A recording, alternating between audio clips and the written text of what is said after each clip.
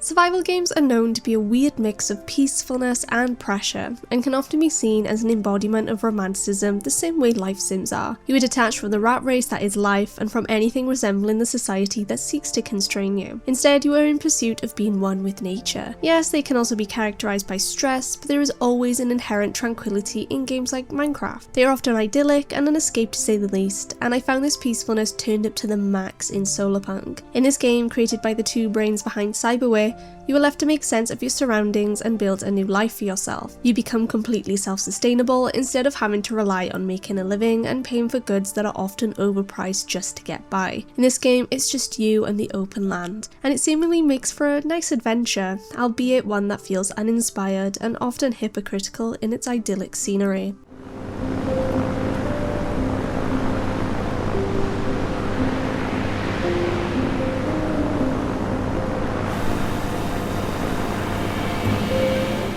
But before you frolic into the wilderness and we lose you forever, go support us over at patreon.com/idreamofindiegames, where you'll gain access to the greatest indie gaming community. Enjoy ad-free shows, receive our podcast 3 days early, and get a shout out at the end of every video we produce and more. But best of all, you'll be supporting indie visibility. Your new gaming community is waiting for you. Solarpunk is your run-of-the-mill survival game with not a lot that makes it stand out from the swathes of other titles that spew out every month. You wake up on a floating island with nothing to your name except for a watermelon smoothie and a piece of toast? Okay, sure.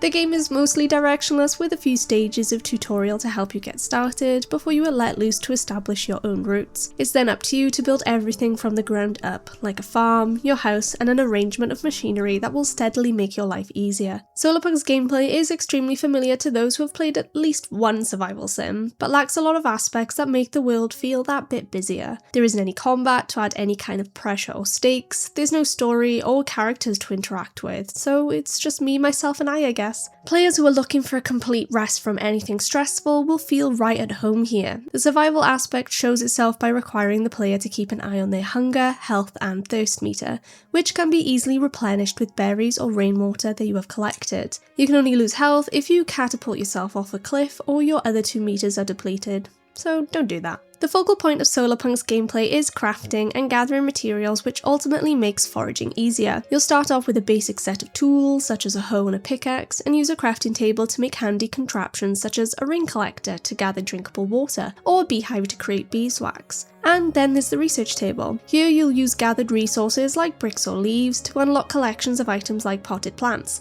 This eventually leads up to earning basic animal products and more complicated machinery. These two systems paired well together, with the early game feeling quite satisfying to play.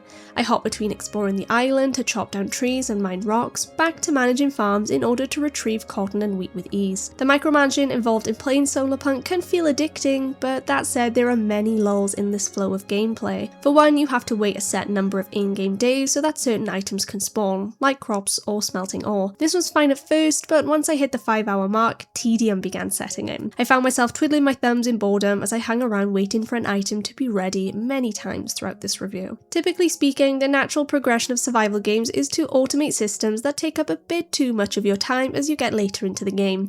Think of how you can set up an irrigation system for a farm to help water a larger radius of your field, as one example. In Solarpunk, creating intricate systems that feature wires and generators that power the farm is a big part of that appeal. To help in this process, you'll eventually meet a delightful little robot who can trade resources for energy-powered machines. Devices start out relatively simple. For example, you'll craft an energy generator, add fuel, hook it up with cables to a machine, and watch the process carry on without the need to manually mine for copper. The systems eventually progress to being so self-sufficient that you don't have to provide any input whatsoever. As another example, setting up solar panels to produce constant energy to power my sprinklers meant I could pass by and collect crops whenever I needed them. To add even more customization, you can build batteries that store excess energy, and even machines that detect when it's raining, so your sprinklers won't be sprinkling away and wasting energy when they don't need to be. The more I built, the more satisfying these systems felt. It's also crucial to mention that all of this is done using pure renewable energy, like the aforementioned solar panels.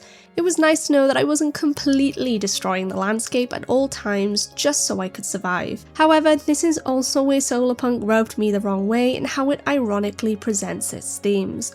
Solarpunk is defined as a vision of a sustainable, egalitarian future where humanity lives in harmony with nature through the use of technology. However, the game's idea of harmony feels a bit one-sided. It's fair to say that most players drawn to Solarpunk are looking for an eco-friendly experience that aligns with their beliefs. Yes, you can replant trees, but plants like berry bushes or watermelon patches are destroyed the moment you harvest them. You could argue that you're effectively industrializing a space that was already a beautiful haven of nature. If the world had started as more of a wasteland, the progression might have felt more rewarding and more in line with what Solarpunk represents. Ultimately, it's up to the player whether they can look past this irony. Solarpunk also lets you raise animals, even if they are very suddenly taken from their homes. This game features hours upon hours of gameplay, and despite my best efforts, I didn't get far enough to see the pigs and cows that were hinted at, but I did get to manage a few chickens. After researching basic animal products at your research table, you'll be able to buy a coop and feeding troughs to help keep your animals happy and healthy. Once you bribe an animal with their favourite food so that they follow you to the pasture, they will typically stick around until there's no food to eat. Thankfully, this problem is easily solved by fencing them in. Once the animal stats such as hunger and happiness are high enough, they will then produce items like eggs. The system is decent, but lacks any of the love and relationship building I adore in other games of the genre. Sure, you can name your friends, though the way they are portrayed as wooden lifeless dolls is a bit off-putting. I can't even pet them, so I guess they are just there to give me what I need to survive, and that's that. Once you've established a rhythm on the initial floating island, you'll soon be able to venture further afield using an airship that you build from the remnants of an old one that you found high up on the cliffs. Controlling the airship is a quick learn and didn't feel quite as clunky as I expected it to. My only issues with it were how buggy docking could be on islands without a docking station, but we will talk about that in my review of the game's bugs. The game requires you to upgrade your airship so you can fly out even further, which is where the repetition of finding new resources to build better homes really starts to hit. Each wave of islands bring in a new ore type and eventually even a new farm animal. Initially, it is exciting to discover unexplored terrain, but unfortunately this will become Solarpunk's biggest flaw. Like I said, each floating island has a new range of resources to gather, but that's about it. This means that once you've pillaged an area, you'll never have any need to return. The only exceptions are that you'll have to troll back to get that island's specific ore, but that's just annoying. I didn't mind venturing a few seconds away to grab some copper, but making lengthy journeys over and over again becomes a nightmare. After 10 hours had gone by in Solarpunk, I was close to throwing in the towel. Having these islands be so bare bones is also a major disappointment and pretty much ruined exploration for me. I would sprint across an island, scoop everything up, and that's all.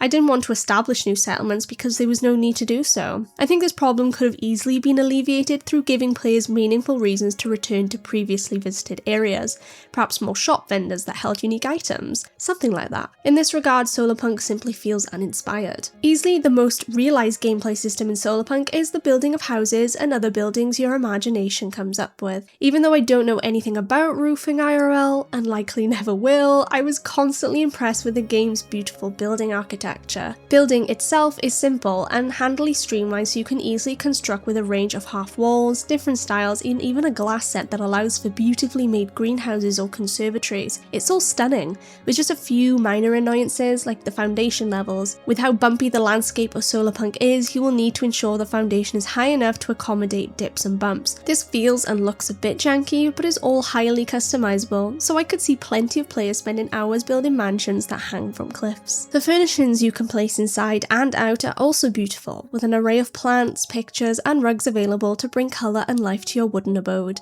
I'm at my happiest when I'm building cozy spaces, so I was more than happy with my quaint living quarters. As I touched on at the start of this review, Solarpunk does not have a story, so there is no story to talk about. You wake up on a floating island and off you go. It doesn't even have any characters to interact with outside of your robot friend. This could either be incredibly boring, or it might be a dream come true depending on your personal preferences. For me, it meant I never got invested in the world of Solarpunk or its brick-looking ass chickens. Without any relationship building or interesting narrative beats, the game felt like it lacked substance. For that reason alone, I couldn't see myself choosing this over other farming sims, as I tend to look for personality in these games that surround the gameplay. They don't even have to be scripted characters, just anyone would have made a difference here. Take Minecraft for example. It is just you in that open blocky world, but you come across settlements of villagers, which is part of the excitement. The music in Solarpunk fits his vibe well enough, but leans a bit generic, with not much that caught my eye, or should I say ear. The tunes are light and airy, breaking up the natural sounds of the wind and beyond. beyond. Like its sound and music, its visuals can also be a bit bland and safe. Don't get me wrong, everything is nice to look at, but nothing really stands out, and some aspects of the game seem to cut corners, like the aforementioned animals. I'm not asking for ultra cuteness, but a bit of life in these living things would have been nice. The only eye-catching aesthetic I came across was in the small floating island where your RoboPal resides, and the architecture of the buildings you could construct like the airship dock. Performance in Solarpunk was a bit of a mixed bag. I didn't find anything game-breaking, but there were a few annoyances that I hope the developers are working on. The biggest bug I encountered was when I tried to dock my ship. To make landing easier, the game expects you to build a docking station. You press E when you are near one, and it automatically docks for you if you are going slow enough. Landing feels clunky as the game struggles to know when there is a flat surface below you. Sometimes it docks mid-air, and sometimes it neatly settles on the ground. However, twice in my playthrough when I docked my ship, the doors to let me off of the ship wouldn't open. I would then try to jump, and this would glitch me through the floor and plummet me to my death. Not annoying at all. Luckily, if you do die, your inventory is left in that same location, so you can pick it up, but sometimes it would randomly spawn in different areas. If you find yourself stranding on one of the other islands because you glitched through the airship just before docking at your main island, then the unstuck feature can help you out and respawn you at your bed, Minecraft style. Other bugs were extremely minor, like plots of lands duplicating and my robot chicken being stuck in a corner of an island. Nothing too crazy. Lastly, the game will support multiplayer with friends, which seems like it could be a decent time and will finally provide me with someone to talk to on these godforsaken isles. Solarpunk is a substantial survival game that never pushes itself beyond the bare minimum. Yes, you can craft, build and farm, and the micromanaging scratches a small itch, but these systems never left me feeling fulfilled in totality. Instead, they became a repetitive drone of tasks rather than leading to a satisfying adventure. Its complete lack of story and character also strips Solarpunk of an identity, something it desperately needs to stand out in an overcrowded genre. It leans into the renewable energy, eco-friendly angle, but I've already seen games commit far more competently to that concept, and at times Solarpunk feels like it doesn't fully understand the very ideas it's trying to promote. It often has a lovely aesthetic and building can be fun, but after 10 hours I don't see myself continuing. That's why I'm awarding Solarpunk the table lamp of mediocrity.